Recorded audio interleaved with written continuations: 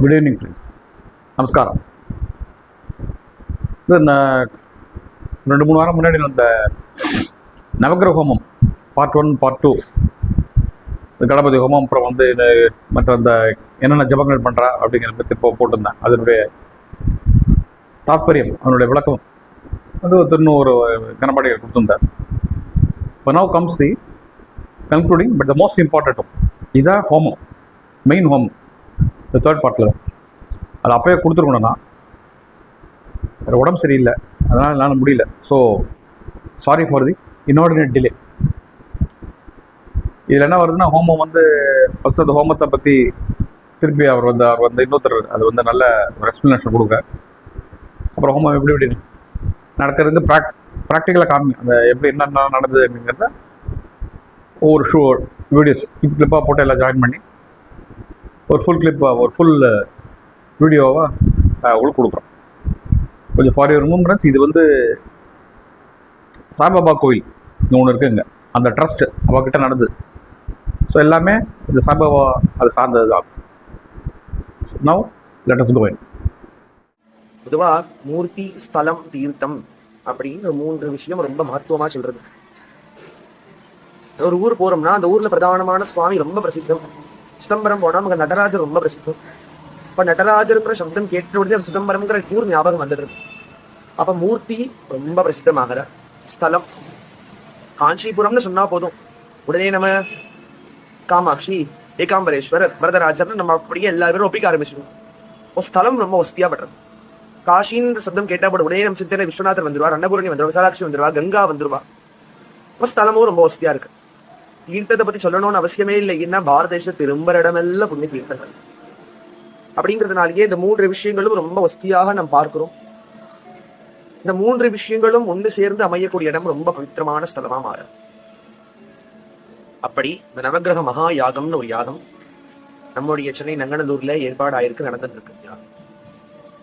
என்ன விசேஷம்? நவகிரகம்னா, நவகிரக ஹோமம்னா எல்லாரும் நம்ம மாத்த செஞ்சிருக்கோமே. வருஷத்துல ஒரு தடவையாவது நவகிரக ஹோமம் ஏதோ ஒரு பூஜையில சேர்ந்து வரும். தனியாவும் வர தனியாவும் செய்யலாம், சேர்ந்தும் செய்யலாம். இல்ல எல்லா கோயிலையும் வருஷத்துக்கு ஒரு குரு பயிற்சி நடக்கிறது, அப்ப சனி பயிற்சி நடக்கிறது, ராகு பயிற்சி நடக்கிறதுன்னு அவளும் இந்த மாதிரி நவகிரக ஹோமம் எல்லாம் பண்ணிட்டு இல்லைனாலும் வாரத்து ஒரு நாள் சனிக்கிழமையாவது சனீஸ்வரர் வெள்ளி தீபம் போட்டு நவகிரக வழிபாடுங்கிறது நிற்காம நடந்துட்டு இருக்கு. ஞாயிற்றுக்கிழமையான அதை சூரிய நமஸ்காரம் பண்றாள், வருணன் பாராயணம் பண்றா, சூரியனுக்கு அர்ச்சனை பண்ணிக்கணும். ஏதோ ஒரு நவகிரகங்கள் நிற்கும் நம்ம வாழ்வுல சம்பந்தப்பட்டுட்டே இருக்கு. ஏன் அப்படின்னா இந்த நவகிரகங்கள் தான் பூமியை ஆளறதுக்காக 9 நவநாயகர்களாக பரமேஸ்வரனோ விஷ்ணுவோ பிரம்மாவோ சேர்ந்து ஏற்படுத்தியிருக்காங்க. அப்பேற்பட்ட பிரசித்தமான இந்த நவகிரகங்கள் யாகத்தின் ரூபமா ரொம்ப திருப்தி ஆகிறான். அதுலயும் மகா யாகம் சொல்லி நவகிரக மகா யாகம்னு நம்ம எடுத்துட்ட பద్ధதி என்னன்னா, மந்திரமே சொல்லுவோம். இந்த கிரகம் இந்த கோத்திரத்துல பிறந்திருக்கார், இந்த நட்சத்திரத்துல பிறந்திருக்கார், இந்த தேசத்துக்கு அதிபதியா இருக்கார், இந்த தானியம் அவருக்கு பிடிக்கிறது, இந்த ரத்னம் தரிச்சுட்டு இருக்கார் அப்படின்ற நிறைய விஷயம் சொல்லி ஒரு ஹோமம் பண்றோம். ஆனா அது எப்பயாவது அதை பிரத்யட்சமா கொண்டு வந்தோம்னா எப்படி இருக்கும்னு தெரிஞ்சதுதான் இந்த நவகிரக மகாயாகம். 9 கிரகத்துக்கும் சொந்த பிரதேசம் உண்டு. சூரிய கிரகத்தோட சொந்த பிரதேசம் என்ன அப்படின்னா கலிங்க தேசம். இன்னைக்கு கலிங்கமா இருக்கக்கூடிய ஒரிசா தான் சூரிய பகவானோட சொந்த தேசம். யமுனா தேசம் சந்திர பகவானோட சொந்த தேசமா அமையறது.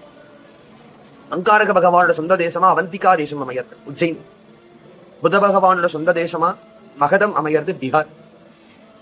குரு பகவானோட சொந்த தேசமா சிந்து தேசம், சிந்து பாயிர இடமெல்லாம் குரு பகவானோட சொந்த ஸ்தலம்.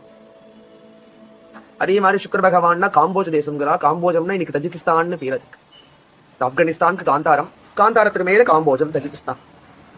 சனீஸ்வர பகவான் சௌராஷ்டிர தேசம். சௌராஷ்டிரம் சொல்லக்கூடிய அந்த கட்ச் பகுதிகள் எல்லாம் சௌராஷ்டிர தேசம். ராகு பகவான் பர்பர தேசம். பர்பரம்னா இன்னைக்கு அதுக்கு பேர் பலோச்சிஸ்தான். எப்படி ராகுக்கு பர்பர தேசம் வந்தது அப்படின்னா, க்ஷீரமந்தனம் பண்றா. க்ஷீரமந்தனம் பண்ணும் பொழுது அமிர்தம் வெளிப்படுறது. அமிர்த ஸ்வர்பானுங்கிற அரக்கன் சாப்பிடுறார். அரக்கன் அந்த அமிர்தத்தை சாப்பிட்ட மாத்திரத்துக்கு விஷ்ணு தன்னுடைய மோகினி அவதாரம் எடுத்துட்டு சக்கரத்தின் ரூபமா உடம்பையும் தலையும் பிரிக்கிறார், சம்ஹாரம் பண்ணிடுறார். அப்போ உடனே அமிர்தம் சாப்பிட்டதுனால உயிர் போக மாட்டேங்கிறது, உடம்பும் தலையும் தனித்தனியா பூமியில விடாரு.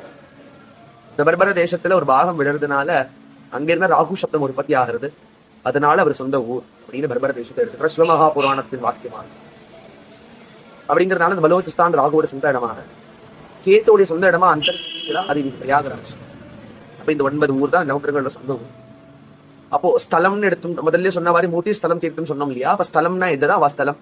அப்ப இந்த ஸ்தலத்தோட சம்பந்தத்தோட யாகம் பண்ணணுங்கிறதுனால அந்தந்த இடத்துல இருந்து மிருத்திக மண் எடுத்துக்கணும். கடைசி தீர்த்தம் எப்படி எடுத்துக்கிறது அப்படின்னா, அந்தந்த ஊர்ல எது பிரதான நதி? ஒரிசால எது பிரதான நதி? மகான். சந்திரனோட பிரதான நதி என்ன? யமுனை.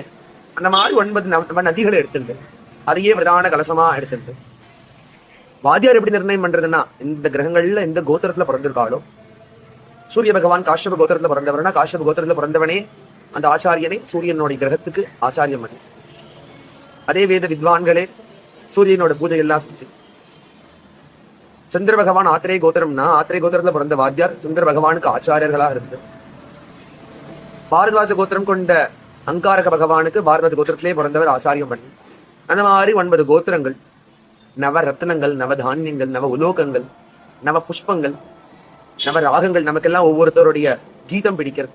எனக்கு சுபலட்சுமி அம்மா பாடினா ரொம்ப பிடிக்கும், எனக்கு அன்னமாச்சோட கீர்த்தனைகள்லாம் பிடிக்கும், எனக்கு ஜாகர பிரம்மம் கீர்த்தனைகள் பிடிக்கும் சொல்றது போல அந்த ஒரு ராகத்துல நிறைய கீர்த்தனைகள் பண்ணியிருக்கா. அதே மாதிரி சில ராகம் இந்த நவகிரகங்களுக்கு பிடிச்சிருக்கு. அப்போ அந்த நவகிரகங்களுக்கு என்னெல்லாம் ராகம் பிடிக்குமோ அந்த ராகத்தை கொண்டு நவ ராகங்கள் சுவாமி உபச்சாரத்தின் போது வாசிக்க சொல்லி, இந்த மாதிரி 1 லட்சம் ஜபம் பண்ணி நவகிரகத்துக்கு இப்படி செய்யக்கூடிய இந்த மகா யாகம் இப்போது நம்மளுடைய நங்கநல்லூர்ல தில்லிகங்கா நகர்ல 24வது நாள் அமைஞ்சிருக்க சாய் தான கூட்டத்துல நடக்கும். ரொம்ப விசேஷமான யாகம். ஏன்னா துர்லபம். இந்த மாதிரி யாகம் இருக்குன்னு யாரும் செஞ்சது கிடையாதுன்னா ஒரு சிரமம். ஏன்னா ஒவ்வொரு ஊரில் மண்ணு கொண்டு வரணும், அந்த தீர்த்தம் கொண்டு வரணும், இப்படி எல்லாம் சேர்ந்து ஒரு யாகம் செய்யறது பலன் என்னவா இருக்கும்னா பரிமிதமான பலன். இது வரைக்கும் அந்த நடந்தது இல்லை. இது வரைக்கும் அந்த மாதிரி ஒரு யாகம் நடந்ததாக எங்கோ குறிப்பிட செய்தி இல்லை. ஒரு குழந்தை இருக்கு, குட்டி குழந்தை. அந்த குழந்தை யாரோ ஆத்துக்கு பார்க்க வந்த மாட்டேன், ஏதோ குழந்தைக்கு பிடிச்ச பிஸ்கெட் ஏதோ வாங்கி கொண்டு வந்து கொடுக்குறான். குழந்தை கூட சந்தோஷமா இருக்கு. குழந்தைக்கு பிஸ்கெட் மட்டும் தான் பிடிக்குமானா கிடையாது. குழந்தைக்கு பிஸ்கெட் பிடிக்கும், சாக்லேட் பிடிக்கும், ட்ரெஸ் பிடிக்கும், தின்பண்டங்கள் வேற ஏதாவது பிடிக்கும். அந்த மாதிரி அந்த குழந்தைக்கு எதெல்லாம் பிடிக்குமோ அதை மட்டுமே கொண்டு வந்து குழந்தைகிட்ட கொடுத்தா குழந்தை திக்கு முக்க வாடி போயிடும். என்ன சொல்றதே தெரியாது குழந்தை. அப்படியே கட்டி பிடிச்சு அந்த மாதிரி பகவான் இதெல்லாம் அவருக்கு பிடிக்கும், இதெல்லாம் அவருக்கு பிடிக்கும், அது அப்படியே ஒரு மனசு சமர்ப்பிச்சா எவ்வளவு கிருபை பண்றாரு பகவான். கிருப்பைய வேண்டி ஜனங்கள் எல்லாம் சந்தோஷமா இருக்கணும், பாரத தேசம் இன்னும் செழிக்கணும், நவகிரகத்தோடைய நன்மைகள் எல்லாருக்கும் ஏற்படணும்னு சொல்லி இந்த மகா யாகத்தை நாம் ஏற்பாடு செஞ்சிருக்கோம். எல்லாரோட தயையில எல்லாரோட கிருப்பையில நடந்து எல்லாரும் இந்த யாகத்துக்கு சரீரத்தினாலேயோ திரவியத்தினாலேயோ அவ்வளவு உபகாரம் பண்ணியிருக்காங்க. இந்த மாதிரி ஒரு வைபவம் நடந்து நம் பாரத தேசத்தை இன்னும் செழிப்பாக்கும்ங்கிறதுனால இந்த யாகத்தை நடத்தி எல்லாருக்கும் நன்மைகள் நடக்கும், எல்லாருக்கும் எல்லா நவகிரக தோஷங்கள் எல்லாம் விலகும், நவகிரகத்தோட சுப பலன் கிடைக்கணும் அப்படிங்கிறது தான் நமக்கு பிரதான நோக்கத்துக்காக இந்த யாகம் நடந்தது. எல்லாருக்கும் இந்த 4 கிருபை உண்டாகட்டும் பகவானை பிரார்த்திச்சு. அந்த மண் மட்டில் நெய் ஊத்துறாள். என்ன அதாவது அதுக்காவது மண் பாத்திரத்துல பொதுவா பாத்திரங்கள். ஆமா, பொதுவாவே எல்லா விஷயத்திலுமே ஒஸ்தி கீழே அந்த மாதிரி இருக்கும். ஒண்ணும் வேண்டாம், ஒரு வஸ்திரம் இருக்கு, காட்டன் வஸ்திரம்னா அது ஒரு மாதிரி, பாலிஸ்டர்னா அதுக்கு ஒரு ரகம், பட்டுன்னா ஒஸ்தி. அப்போ நம்ம தரம் பிரிக்கிறோம் இல்லையா? பூஜைகளுக்கு மண் பாத்திரம் ரொம்ப ஒஸ்தியா சொல்லியிருக்கு. அதான் அதனாலேயே மண் பாத்திரம் ரொம்ப ஒஸ்தியாங்கிறதுனால அதனாலேயே பூஜைகள் நெய் வச்சுக்க பாத்திரமோ மண் மடக்கிலேயே வச்சுக்கிறது, மடக்கு அந்த மாதிரி சொல்லுற கிரமமாவே எடுத்துக்கிறது. அந்த மாதிரி எடுத்துட்டு செய்யும்பொழுது உத்தமம். மனுஷாலேயே ஒரு 10 பேர் இருக்கான்னா ஒருத்தருக்கு கோபம் ஜாஸ்தியா இருக்கும், ஒருத்தருக்கு நல்ல குணம் ஜாஸ்தியா இருக்கும், ஒருத்தருக்கு ஆசைகள் இச்சைகள் ஜாஸ்தியா இருக்கும். அப்ப அதை வச்சுதான் தரம் பிரிக்கிறா. குணத்தை வச்சுதானே இவர் இப்படி கேட்டகரைஸ் பண்றா. ஆமா, அதே குணத்தை வச்சுட்டு தான் எல்லா வஸ்துக்களுக்குள்ளயுமே ரேங்கிங் கொடுக்க 1, 2, 3. இந்த மண் பாத்திரம் ரொம்ப வஸ்திங்கிறதுனால அதையே எடுத்து பூஜைக்கலாம். ஏன் வெள்ளி பாத்திரம் வஸ்தி இல்லைன்னு அதுவும் வஸ்தி தான். எல்லாராலும் சுலபமா வாங்கக்கூடியது மண் பாத்திரம்ங்கிறதுனால அதுவும் பூஜைக்கு உகந்தது. யாகம் நடந்தது. உங்க பேர் சொல்லுங்க. பிரதீப் சாஸ்திரிகள்.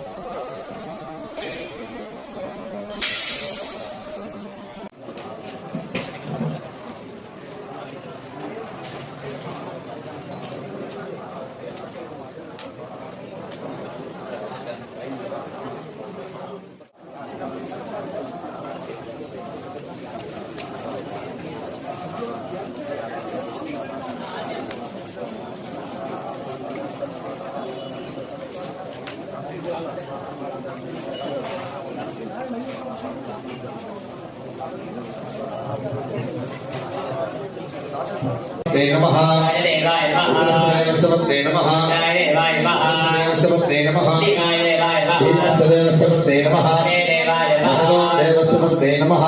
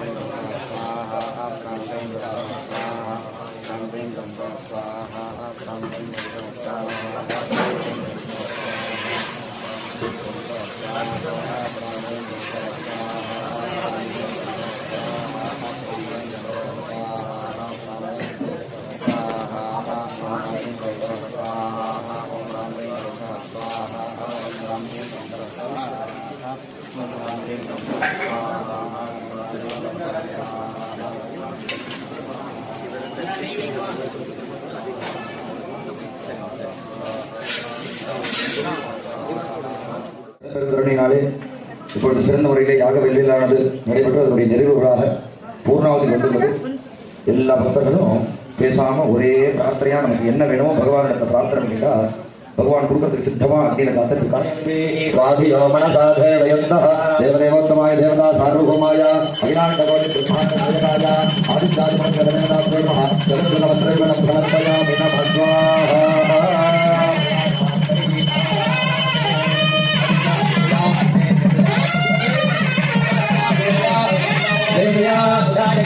बृहस्पते देवया शनीश्वरा देवया केतवे देवया ओम माधव सूर्य प्रभाकर आइडिया बनाई ओम माधव ददामि सर्वदेवत्यं मैवासावां पुष्पं पुष्पाभ्यावाहं पुष्पान् भवति एवं वेद योगामायतनं वेद आयतनवान् भागार्कायुधप्रभाकरणेनां सम्भं जगन्मोहिनीं मन्दं मन्दोगेन्द्रैश्वर्येणां विष्टार्थतां पार्वतीं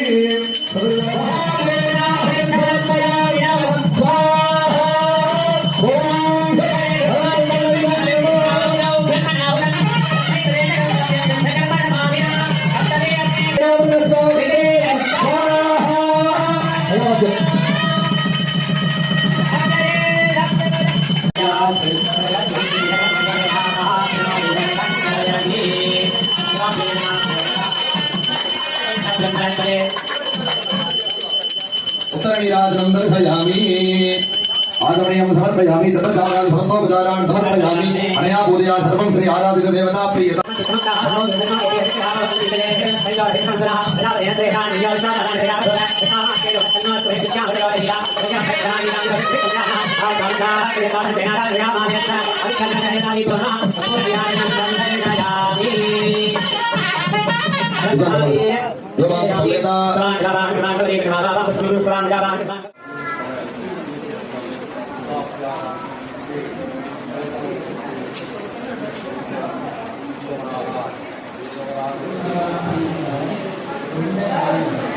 Hello.